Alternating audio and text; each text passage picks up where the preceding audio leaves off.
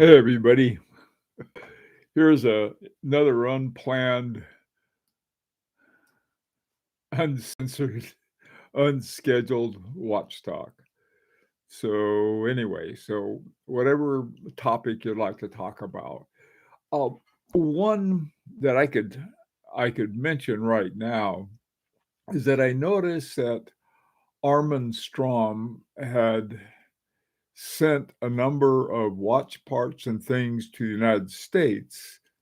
Hi, Ilko, ahead of the tariffs in order to sort of not have to deal with them, especially since they were sort of crazy, really. They're just sort of talking about messing up international trade. Anyway, Yoko, can you hear me okay? Is the sound working all right? And the video working okay too? Everything tapping right along? I'll drink my coffee. Oh, it is. Good. Thank you.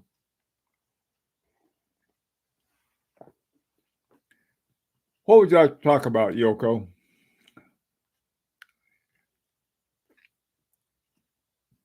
By the way, I thought it'd be fun to have an unplanned, unscheduled, irresponsible watch talk on the hour in India. We're on the half hour here, but I thought, hey guys, in India, there's no reason not to have something on the hour for them.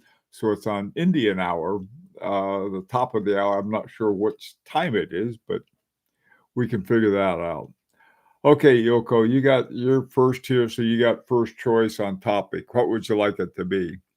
How about your favorite Hotchkiss models? Okay, that's a good one. My favorite Hotchkiss models, I like the round ones. There are a few round ones they make, and I like them. And I like all the Hotchkiss models, but to have and wear, it's only the round ones. The TV shaped ones, they're sort of like having a watch wearing you rather than wearing the watch. Ooh, I found an Arm& Strom. By the way, I found a really good deal on Arm& Strom, and I'm debating whether or not to tell anyone about it. I was working on a dealer dead for it, and I thought, oh, wait a minute, it's time to have a irresponsible watch talk. So anyway, that's something else. Arm& Strom stuff, the more I see it, the more I like it, the more I hear about it and everything else.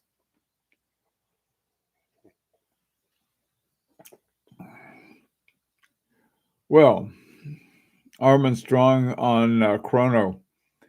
There is one on Chrono for around 7,000 something. I found one for 4,000. Between 4 and 5,000 is 4,000 something. It's a regulator, and it's a really cool watch. So yeah.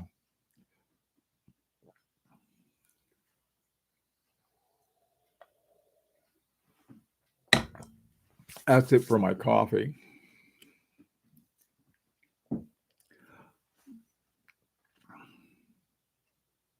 Almost a steal not to pick it up. Yeah, I know. Hi, Milgoss. How you doing?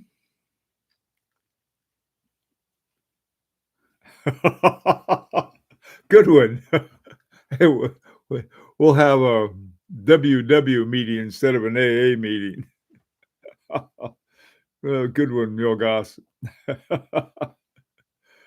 Oh, geez. Okay, what else is going on? Trying to think. The people are getting sort of antsier and antsier. Before we've had the Grand Prix d'Horologie de Genève came out. They've got the nominations all set up, and so the next step is voting for the winners of all these different categories, and then for the grand prize. I've already got my grand prize picked out, but I don't think it's going to win, even though I think I think it would be nice to see it win, and that's the Luca Soprana, uh, Derek Pratt watch.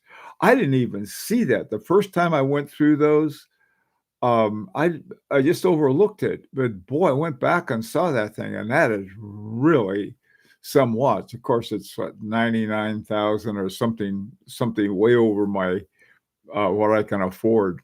But that watch, it's got Derek Pratt's Remontoir Égalité. Which one do you guys like? Anything in the GPHG that you say, "Hey, that's a cool watch. I want to get that one."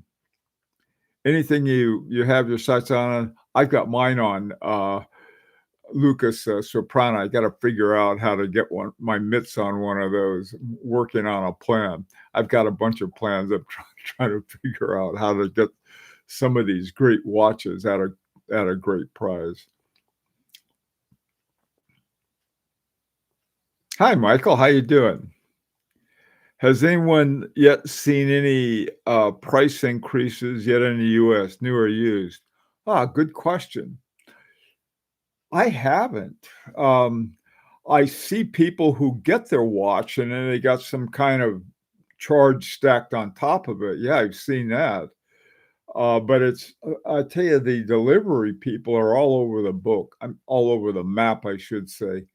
They don't know what to do, and so you end up paying a whole lot. Hey, Goldfinger.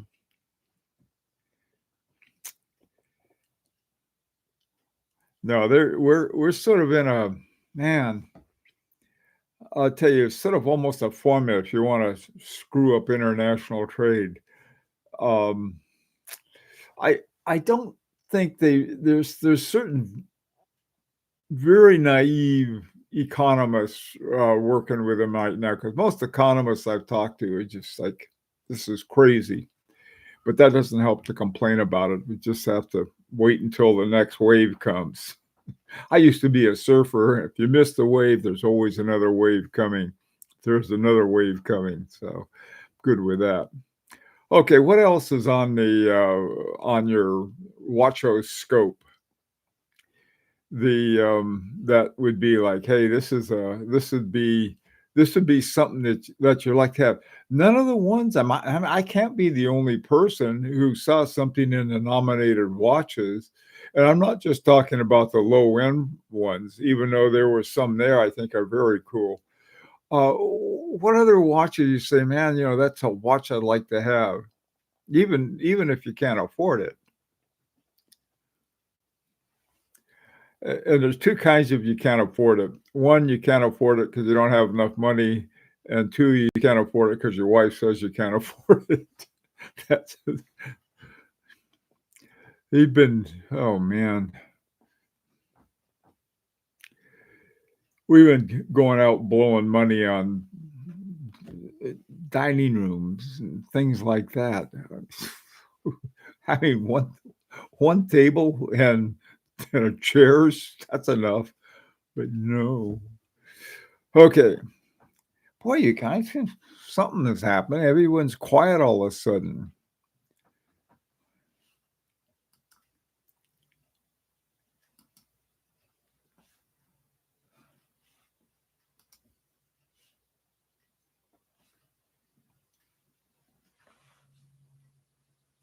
Hey, Tim, how you doing?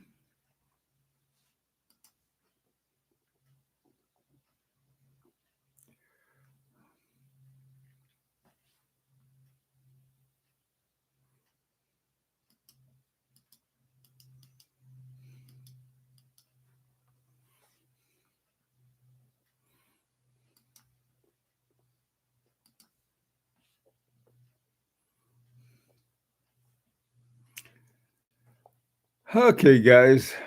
Um,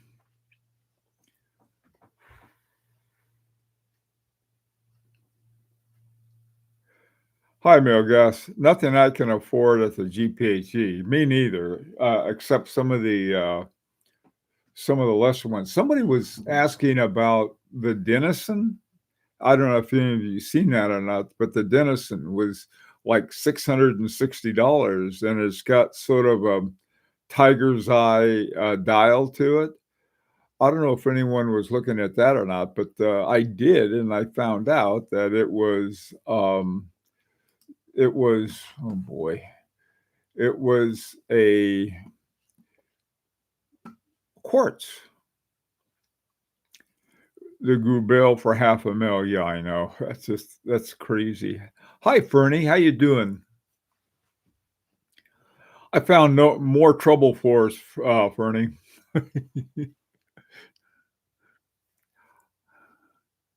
I've been really looking to get a Boucheron, and I found a good deal on one. And then I found another one. I found an Arm& Strom for, between 4 and 5,000, around 4,500, something like that. And I thought, boy, that would be a nice one to have. But then I thought, "Nah."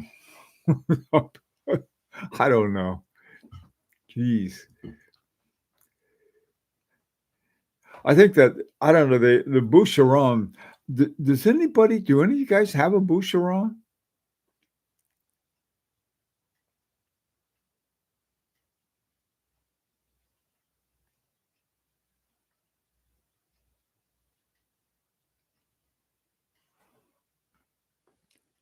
Is everything working okay?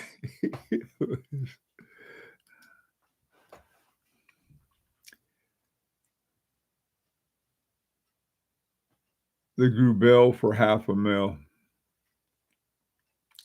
Oh, good, okay. Just checking. Everyone says, "Why are you so quiet?" Oh, everyone's so quiet today. Usually there's something. Um, Maybe we ought to get banned or something. That might help. Um, I I think having watches from companies who make the watches, maybe not the movement, but the watches, such as Chaumet, Chanel, Boucheron, who are making really good watches, are good cases, and the movements aren't terrible, okay? So you're getting an incredibly good piece of wrist jewelry, I'll put it that way, with a movement that's okay, it's alright. Here's another example, Van Cleef& Arpels. I mean, I bought a pair of earrings from Van Cleef& Arpels for my wife. They make watch prices look like a bargain. Hey, HRM, there's an incredible, pocket watch listed on, Chrono24. Has a case and movement fully made of ivory. Wow, super cool piece. But it's priced at 12,500 euro. That would be a neat watch to have. I agree. Ivory watch. I've got this ivory pin that I've had. I forgot where I got it. I broke it naturally, but it's a very strange little um, pin with made of ivory, and it goes together like this. And I hardly ever use it, but it's sort of a cool little fat pin on that. So if you're interested in doing ivory stuff, most real ivory's banned now. Shipping ivory can be troublesome, I guess. So I mean, I think shipping ivory would be, I think, more difficult than shipping, uh, some of the bands, the Gator band. Yeah, there's certain issues about that. I think my ivory is plastic, probably, or porcelain or something else. Like I said, I broke it, so I don't know what it is. All right, so what else is going on?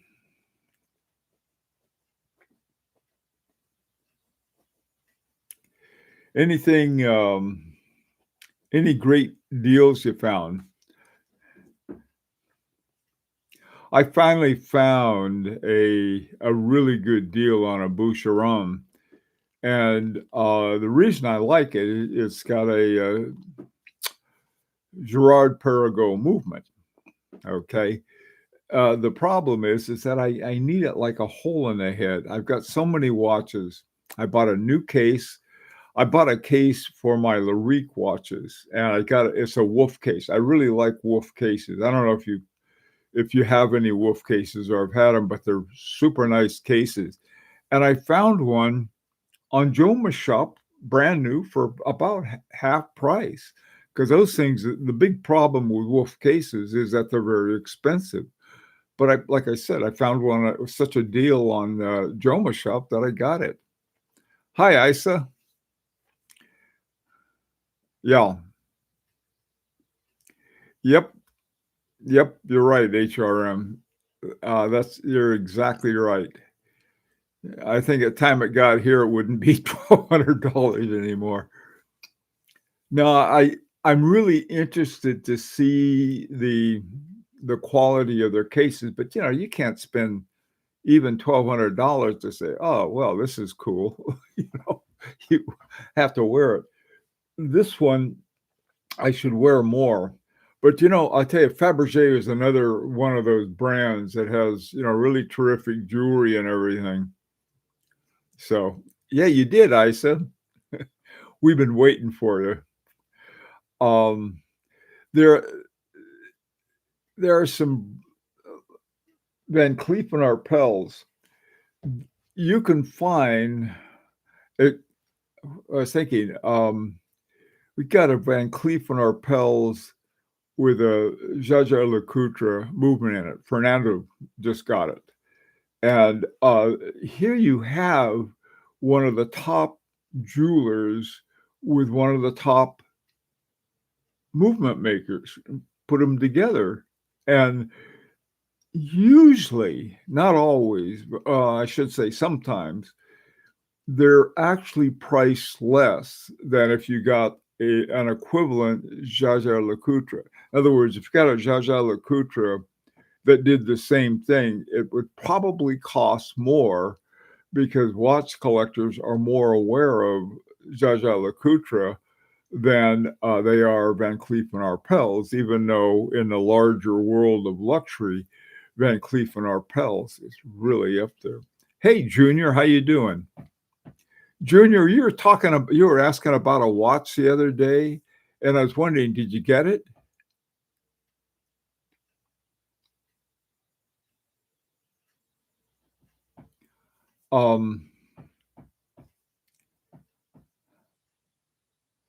May I ask a question? You can ask anything you want. If you want to buy a watch, it's cheapest in the market, but it needs service. The cost of the watch is 40%. If you took it to a service, what do you do? Good question, Isa. In other words, there's a really good deal on a watch, a good price on it, but it needs service. And so if you take it to the service, take it in for service, and it costs, let's say, $1,000 or so. Let me give you an example. Let's say that you could find an FP yarn for now a bargain price would be, let's say, $15,000. And you take it in and you'd have it serviced and it would cost another $2,000. So you're paying $17,000 for an FP yarn. That's the thing is it's really worth about $30,000, $40,000, $50,000.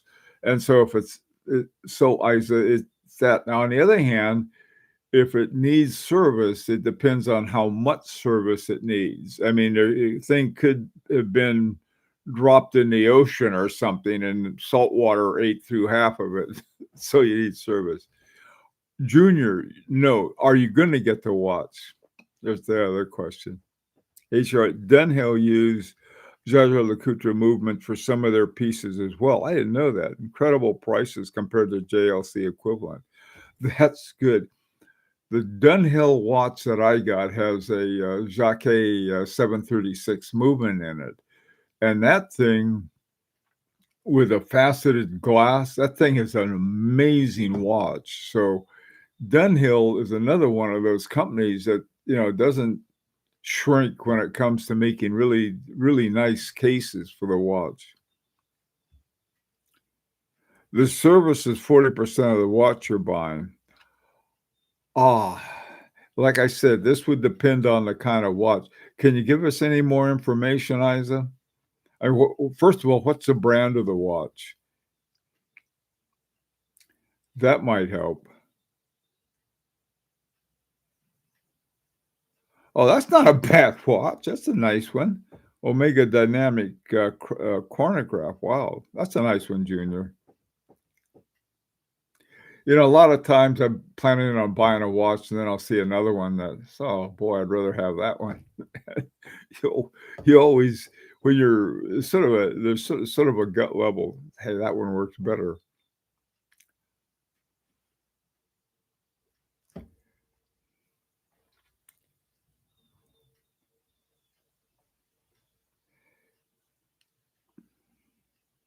Yes, 80s and 90s Blanc Pawn are very good. Frederick Piguet, 1150 powered. They're great.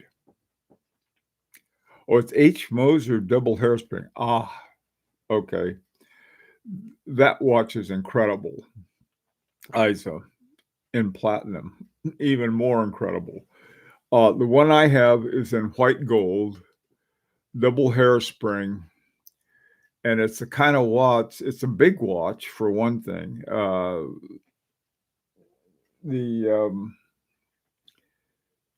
Hang on a second. Let me pull that out. 1 second here. Whoops.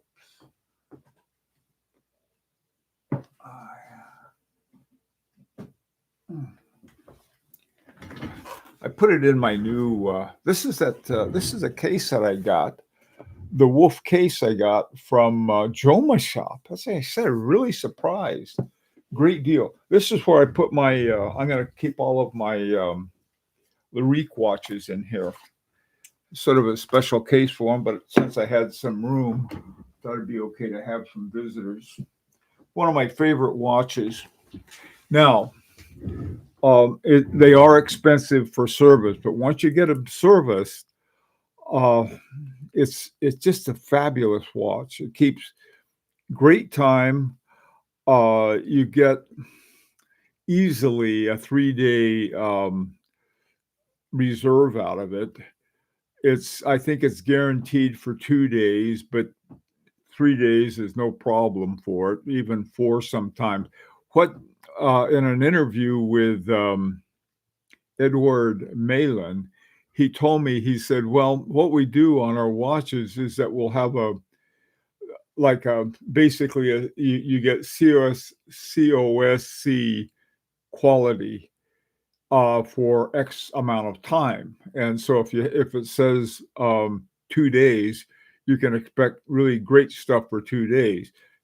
Take it over the third day, may not be as, because of the power is the mainspring is running down. But I'll tell you, Isa, man.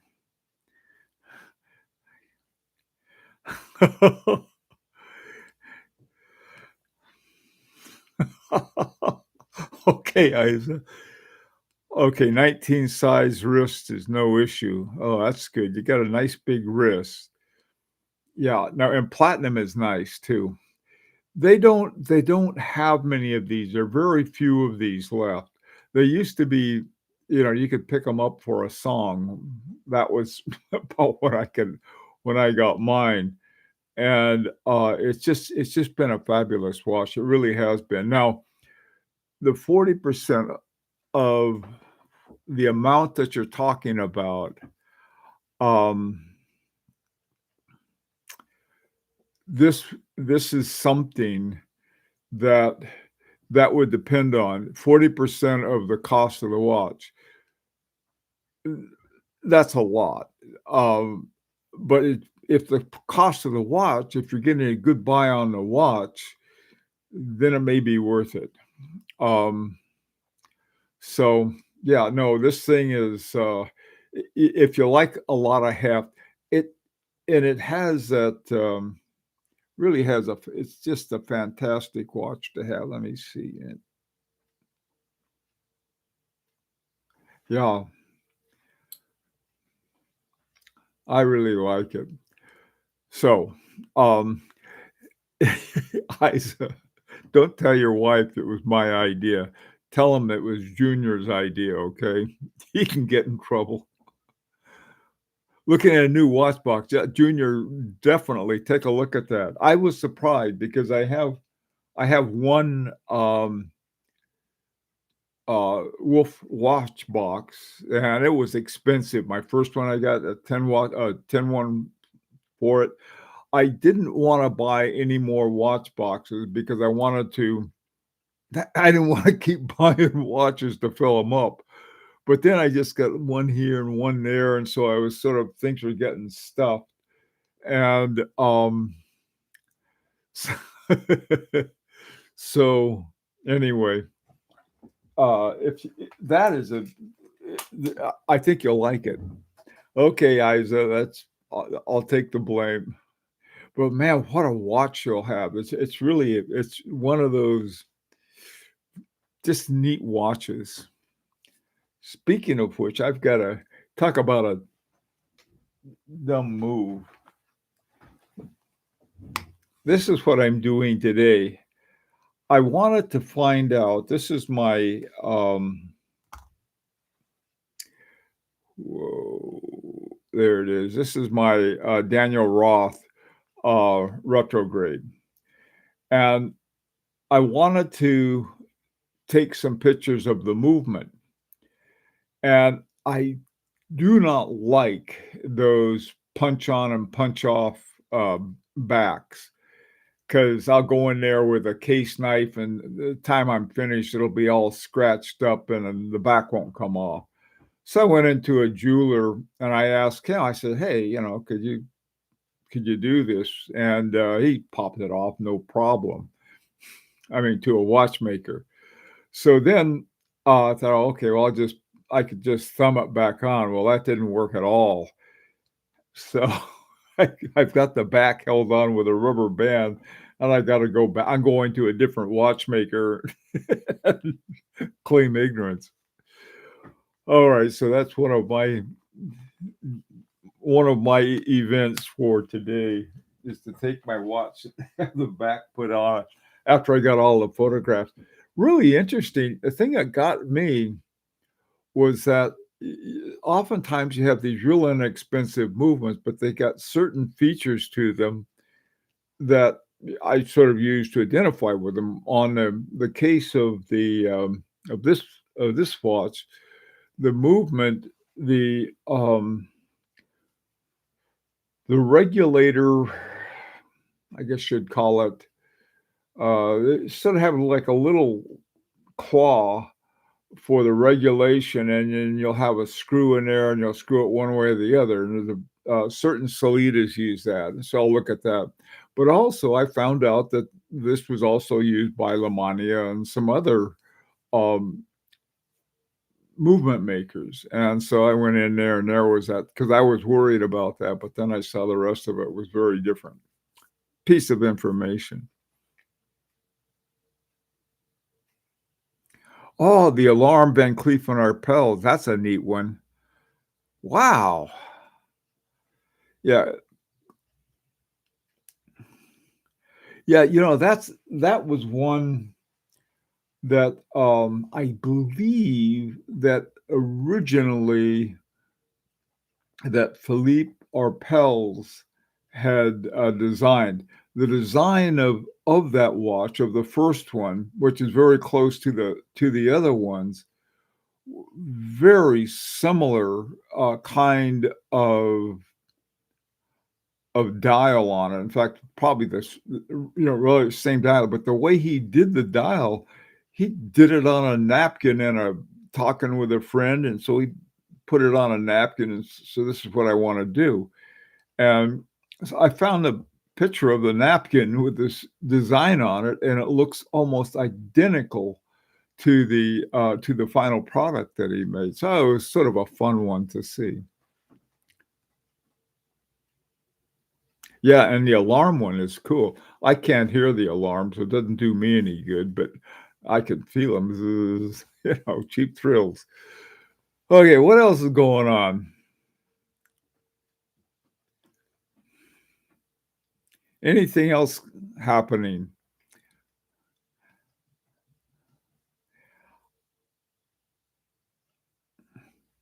Hey, pocket watch time. Good morning to you. People out and about today.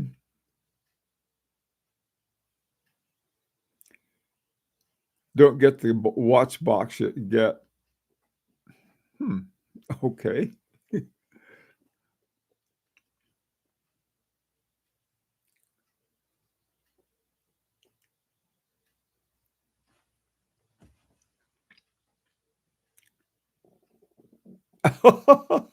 Hey, you go to the gym, work out, great shape, get in shape for tacos. That sounds like my kind of exercise plan.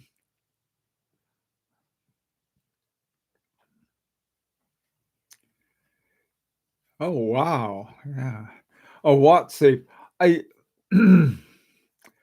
I think my watt safe is my bank. You take it down and put it in a safety deposit box if I'm away.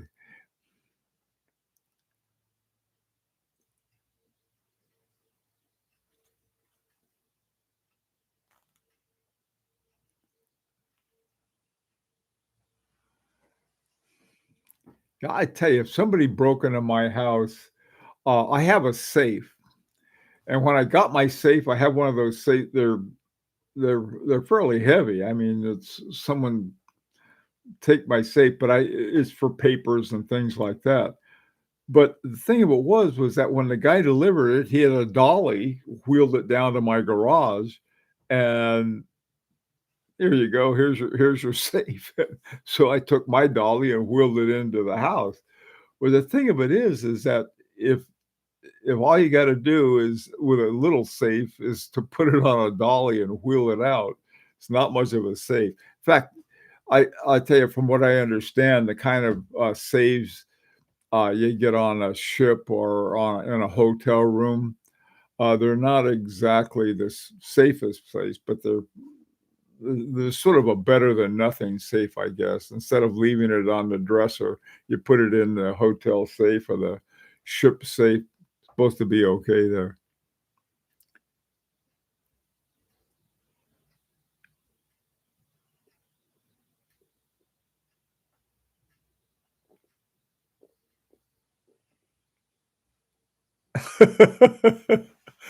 Yeah.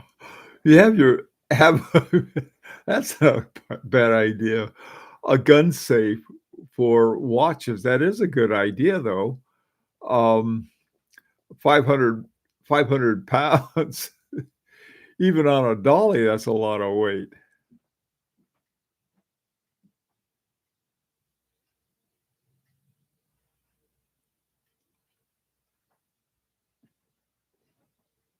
Yeah, insurance, and man, I tell you, I looked at insurance.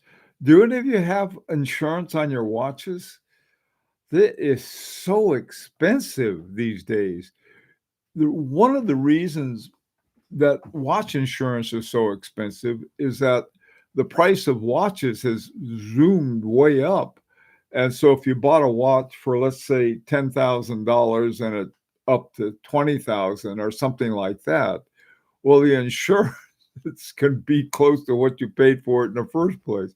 I think it's about 10% of the watch's value. So if you got I mean, that's a lot.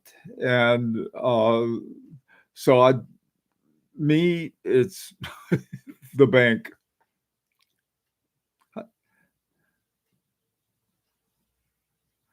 1,500 pound gun safe for watches. Maybe that's the way to do it. And make a booby trap with a gun. Somebody try to break into your safe, they get blown up.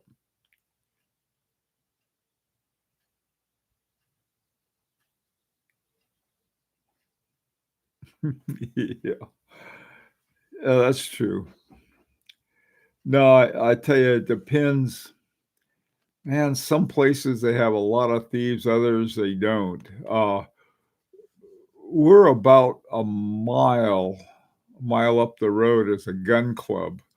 I don't think people wanna come, "Oh, let's go out in the sticks. There's a gun club there. Maybe we can find some watches to steal." I don't think so.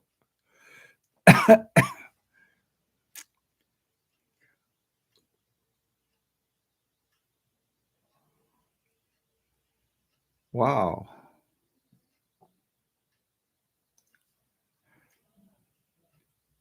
Mr. Place called Mr. Wonderful. Interesting one, Isa. I would have bought a 4,000-pound bank safe, but I didn't know how to get it in my house. 1,000 bucks. That Yeah, I mean, that's exactly the problem. The thing is, if it's easy to get in the house, it's probably easy to get out too. I think there's, that's why the bank safety deposit box is just you have to worry about someone's not gonna break into a bank, and then if they do, they may not be after your watches. They're probably after something a little more specific, like somebody's money or a diamond catch, I don't know. They'd probably pick up the watches for spare change. So, yeah, we have that's a thing, one of the problems with the putting them in the bank is you gotta take them out again. So, you have to go down and put them in, and then you wanna have your watches, and you have to go bring them back. On the other hand, if you have a gun safe, big 4,000-pound gun safe sitting there, and it's a good safe.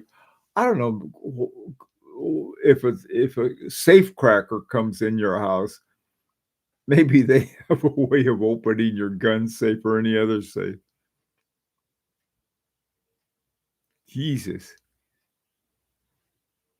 Yeah. Oh gosh. Have you ever, there's that reminds me of something, Milgoss. Have you guys are you familiar with the, Darwin Awards? The Darwin Awards are for people who kill themselves or get killed in stupid ways.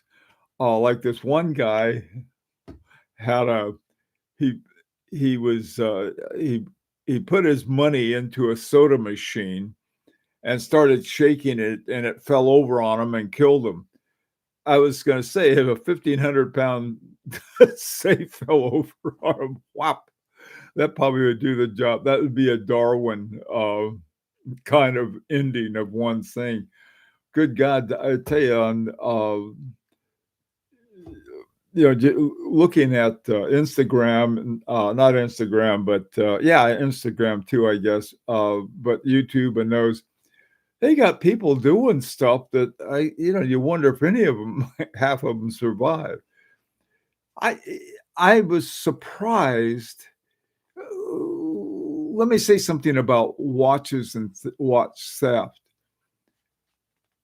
You should be able to identify any of your watches, your entire watch collection. You should have 2 things. 1 is a photograph of the front and back and everything, and 2 is all the serial numbers of every watch you've got. And then at least if they're stolen, um, you make it more difficult for the person to sell it. I got a watch from a friend, um, a while ago, and I was going through some stuff, and I found the box that it came in. So I went through the box, and it was they had it, it was the original box and original papers and everything. I was going through the papers, and I noticed that it had everything but the serial number, and I was wondering, why wouldn't they put that in there? And I think there's something you're supposed to write in or some other get in, either that or it fell out or they lost it or something. But I was sort of thinking about that. Then I realized how easy, just super easy it is to change a serial number because whenever I post a watch and on the back it has a number. I go in there with Photoshop and put in somebody else or just any number that's not the one that's there. And that thought, well, if it's easy to do on Photoshop, I'm sure it's not. I mean, some kind of simple engraving ought to be pretty easy too. Junior Harbor Freight and Tractor Supply Sales. Okay, I don't know. I've got to clean up. I'll tell you right now, all I got to do is take some of my watches and put them in all the junk I have over here. Nobody would ever find them. I got to get the things cleaned up. Okay, let me ask you this: Is imagine a way to have an affordable watch, something that would be affordable that you could afford. What kind of characteristics would you want that to have? Now, you can pick any number you want because affordability varies with the amount of available income you have for buying watches, or sort of your watch budget, so to speak. But what would be the characteristics that if you could do it, there's some way to do it?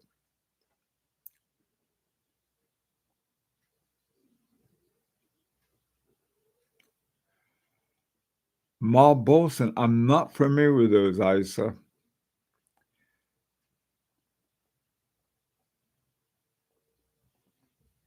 Anyway, um, sort of like I just say, there's the whole thing on high horology. If you've read about high horology, you know that a lot of the criteria for high horology has more to do, or at least as much to do, with finishing and sort of materials like gold or precious materials as it does with the horology. It's sort of an interesting concept, really, and it was developed to have a reason to get a mechanical watch. Quartz watches sort of took that reason of accuracy away, and then smartwatches came along and took it away even more. And so there's got to be a good reason to buy a mechanical watch. And the but I don't think high horology really addresses that. I think what they address is something that they will like, oh, this is high horology, this is high horology. I think that as collectors that we might really say, look, they've got to have something that has something to do with constant force. If there's some kind of mechanism for constant force that they put in, then now we're talking about high horology. You put in a remontoir égalité, that's really very high horology. They did it with a remontoir, not a remontoir, but a tourbillon, with a tourbillon, and tourbillons don't work. I mean, they work for a pocket watch, but they don't work for a wristwatch because a tourbillon is something that my tourbillon will move around and so forth, but so does your wrist, and so you really don't need it. I mean, like as a as something to look at, uh, they're really amazing. I made my own tourbillon watch with a cheap tourbillon that I got for about $100 from AliExpress, and that thing works fine. But I think something that really does something for I think would be what would be something that we could really count as high horology of some sort. Gold bracelet, enamel guilloche dial, great onglage, and moon face. Okay.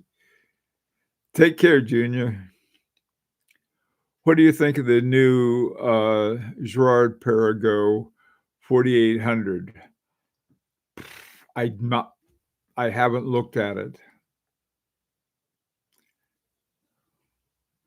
The Psycho Astron, I'm not sure. It's solar, so I don't need to worry about powering it up. Solar watches, though, I this is what is that the whole issue of accuracy has almost become a moot issue ever since the mechanical watches, pure mechanical watches, sort of adopted the notion of high horology.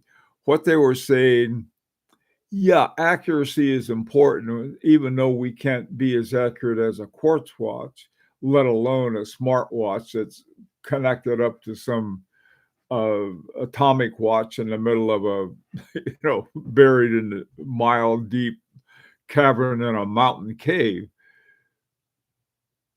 So there's something else. I think the things that Milgauss mentioned, some of that gold bracelet and things like that, so it becomes more of a and then the nice finishing for more of a jewelry criteria. But in terms of horology, which is sort of a mechanical way of doing the best we can, because you're not going to beat the accuracy of so many other things that we carry around with us, like setting our watches with our computers or with our iPhones or with our tablets or even our smart watches. So I mean, that is sort of people like, but we want accuracy in terms of a measure of the quality of the job that was done on the watch.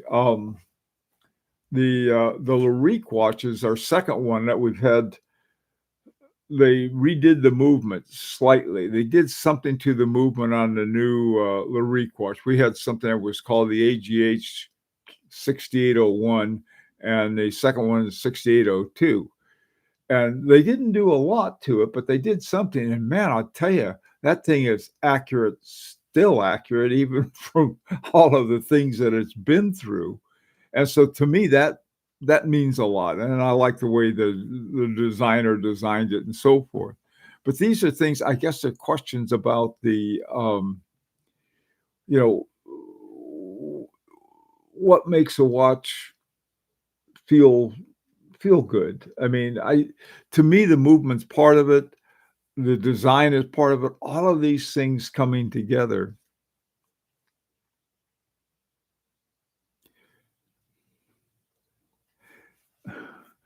World timer, those are good. Yeah, waterproof. It's funny, I don't care about waterproofing that much. I probably should. 100 meters is fine with me too. But a lot of people say, well, you got to have a deeper kind of waterproofing. The reason I sort of don't want it too deep is that you keep piling up these bigger and bigger gaskets, and so you end up with a gasket heavy watch, and I don't want that. Hi, Abatina, how you doing? Luxury real estate and property management. Way to go! Give me a place. I want to go back to my hometown of Santa Barbara. I can't afford it though.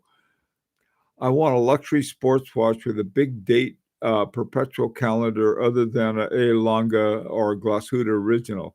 I'll tell you what I'd get. I'd get an H. Moser perpetual calendar any day of the week for that because they have several different versions of it. Take a look at those. And they are certainly a luxury watch.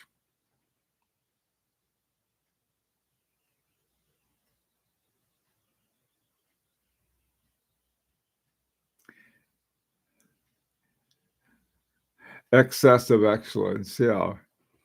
I tell you, the thing is that, you look at the celebrities, who's wearing what and so on, and yakety yakety yak. And most of them wearing Rolexes. Some of them may have an Omega or something else that somebody paid them to wear. But Zuckerman, who's got like tons and tons of money, had on a Grubel Force, which is like, now that's a watch that's somebody knows something about watches, but it's also $1 million watch. But that's another story.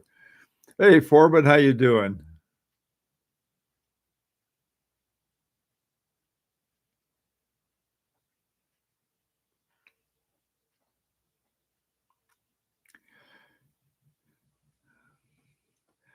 Okay, what are some other things that we'd want in that kind of watch? The reason I'm asking all of this is that I wonder, they're knocking out the same watch, mechanical watch that's the most popular one again and again and again. You don't see a lot of change, and the changes you do see tend to be superficial, and not sometimes superficial can be very good. And by that I mean how it looks. It's got a bezel, or it's got this, or it's got that, some little thing like that.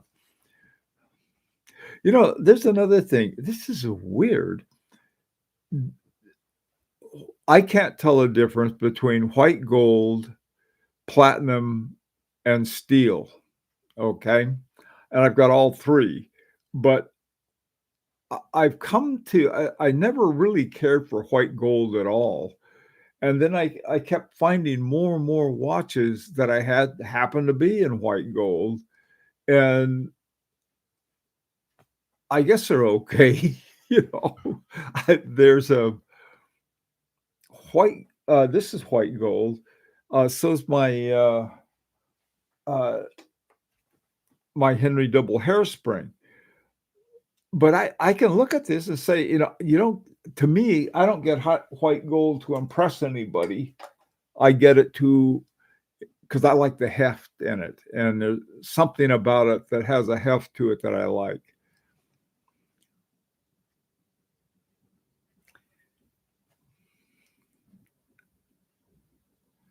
We're in Hawaii. Okay. H. Moser has shops that you can check out your, whatever shop you want in Hawaii. And you can probably find something there.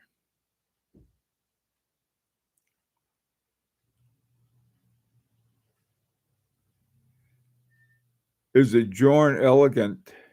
Oh, Elegante, high horology. Ah, the Elegante is very interesting horology. I'll put it that way. It's quartz. It was a quartz movement that was designed by F.P. Jorn. So it, in a way, it doesn't matter because it's an F.P. Jorn. All of everything else that he does is so well regarded and so expensive.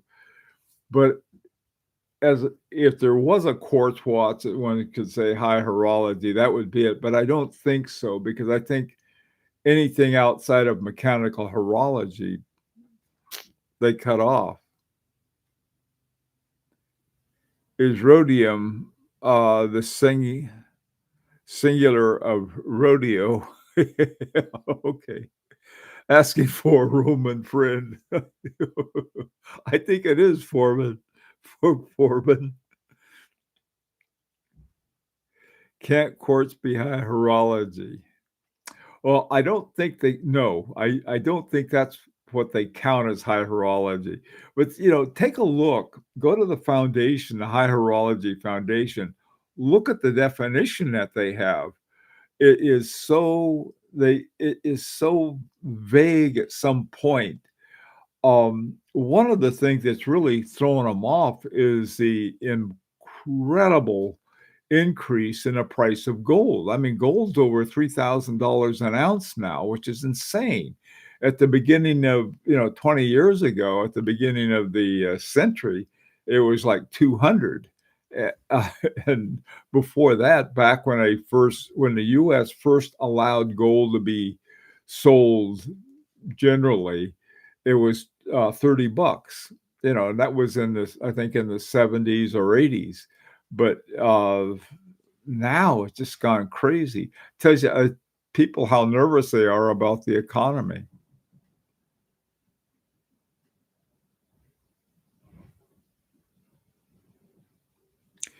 That's Zachary, that was what we did. We had to do it I mean, because that was what we could afford. We were very, very, very lucky on getting, working out something with Agenor. Um, and we're continuing down that road, but also too, I think we're looking for other kinds of great deals, like we've been trying to talk, Christine Hutter into selling us, at our price, some, what are they called? Hammatics. Those hammatic and also too, what I was thinking, you know, what do you guys think of this too?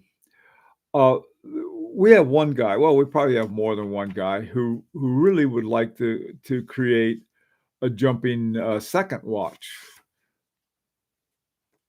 That's okay. But, one of the coolest jumping second watches ever, in my opinion, is the one that Jaeger-LeCoultre did that they called the True Second. What they did, they put this incredible mechanism in there for their jumping seconds that to me was very close to a remontoire because it involves this spring that goes back and jumps every second. Boom, boom, boom. And then they discontinued it. But the dial on that thing is the most boring dial ever made. So they have this really great movement with a you know, schoolroom clock dial for the for the dial on the watch. So I was thinking, you know, we ought to contact and say, hey guys, you got the movement. We can, you know, why don't you sell us some movements if you got any around? If not, something maybe we can get Agenor or someone if we had the sell us some tools or however they whatever it took to make that thing because that's another thing is to look you don't start off with just like what I want. What you have to really start with is that what would work for somebody else. For example, if Christine Hutter at Maurice Grossman, if the hammatics really weren't selling very well, um, maybe then it would be, well, this might be one, here, guys, we could sell 100 to. We could go do the same thing with H. Moser. It's to find a place that would be as beneficial to you as it would to the people you're dealing with. And one of the areas where they got fantastic uh, horology is in the discontinued ones. Like another one too is the Rolex Yachtmaster 2 that the regatta countdown timer on that is great horology. I've mentioned before, this is my view of the watchmakers who work at Rolex. They're fantastic. They're really top-notch watchmakers, but they have them tied up. They can't do anything except follow sort of like, 1, 2, 3, 4, boom, and dun, dun, dun, dun. Not opening up to creativity, except when they let them loose, then they come up with something like the Prince. And look at in the horology that's in the Yachtmaster 2, both of which were dumped because the appeal wasn't there for the people who generally want to buy that kind of watch. So yes, so there are things that like that I think not only Larique Zachary, but this is it's funny. Larique isn't in competition with anyone, and if a bunch of other guys got together and said, "Hey guys, this is what we ought to do," I'm all for it. This is something for collectors. There's plenty of things for watchmakers, and there's plenty of ways for them to go broke too.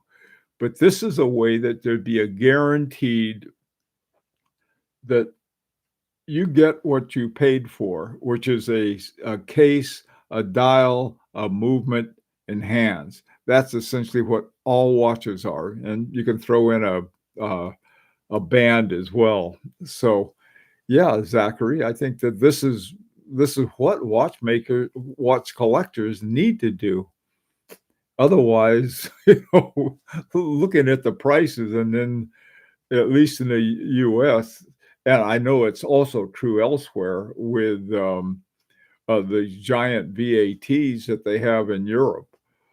Um, Man, I tell you, it's getting harder and harder. And so one way to do it is to just pay for what you want rather than the advertising, the marketing. Roughly, there's in most production business something like a 10-to-1 ratio between the production cost and the retail cost. And so there's a lot of wiggle room in there. And there's also a big advantage of someone who wants to sell something and say, look, you don't have to worry about all of these things. You get paid like you'd be paid anyway, because if you get paid for a watch, that's your production price. We take care of that. You get to pay your watchmakers and everybody else with it. So there are ways to do that. Now, is that easy? The answer is no, because you have to put up with all of the headaches that the watchmakers have been putting up with that most people have very little idea about. And the best part about it is that we have learned so much that we didn't know about, or we thought we knew about and didn't know about.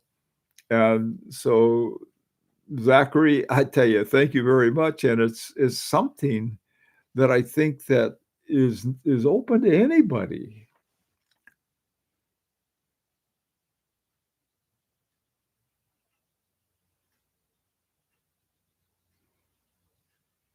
Yeah.